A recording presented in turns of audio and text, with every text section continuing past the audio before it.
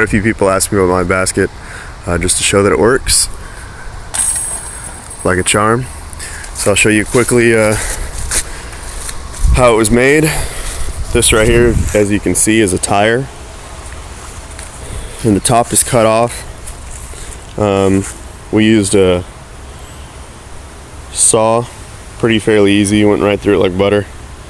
And then it's inverted and flipped upside down. And this right here, if you see, is a pizza tray, but you can use whatever object that you can jerry rig on there.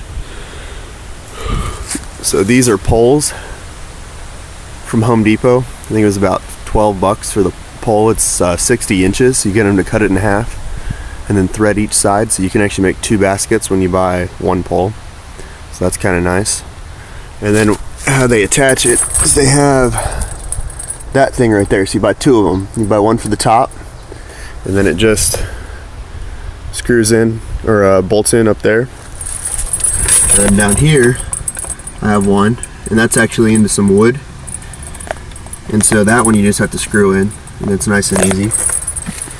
And make sure whenever you put the tire on, it has to be the right dimension. It has to be 27-inch tire in diameter. Otherwise you're going to be too small, which that's what I had problems with my first basket. It was a 25-inch and it just didn't feel quite right. It still plays all right, but the basket just wasn't quite big enough. Make sure you drill holes, 3 or 4 of them that are about a quarter size, so water can drain. Otherwise you'll have some issues with water getting in here. I can show you where the other one is. There's the other one right there. This part is a Christmas tree stand. And that's actually concrete. It's about $1.50 bag at Home Depot. And the Christmas tree stand was $2 at a thrift store. Super easy. We spray painted it black just to give it a nice look to it.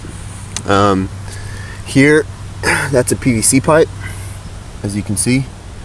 And that was actually just a nick from a basket, so I'll have to fix that later. Or from a disc.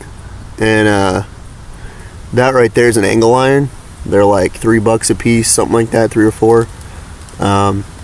And we just screwed that into the wood, and then actually what we did is we bolted it to the tire. We used washers on each end, and as you can see, it's in there really well. It's not going to tear or nothing. It's pretty thick rubber, so you'll be fine.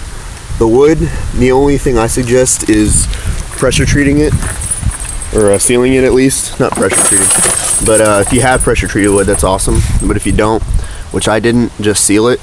Which we use just a really cheap sealer at Home Depot, like $2 with like a spray, and then we just spray painted it black just to keep with the Black Knight theme. And then the chains, those are the most expensive part. I bought a reel for $60. You can find chains other places, junkyards, etc. I just was lazy and didn't want to do that. And then to attach to the tire, I drilled 2 holes in each spot. So you see right here, that's actually a zippy tie. And so those are really cheap. You can buy big bags of them for a couple dollars. And I mean, it holds it really extremely well. And then how I attach the pizza tray up here, or whatever, you can use whatever, honestly, whenever you invert the tire, the top piece. I used zippy ties as well. And I mean, it's holding in there pretty well. And then with these, I didn't even need to use anything. I just cut it, flipped it around, clamped it shut, and if you just have like a plain sheet of metal that's round or anything, you can actually just drill 2 holes and you're good. Probably the thing that helped the most is I had all the tools.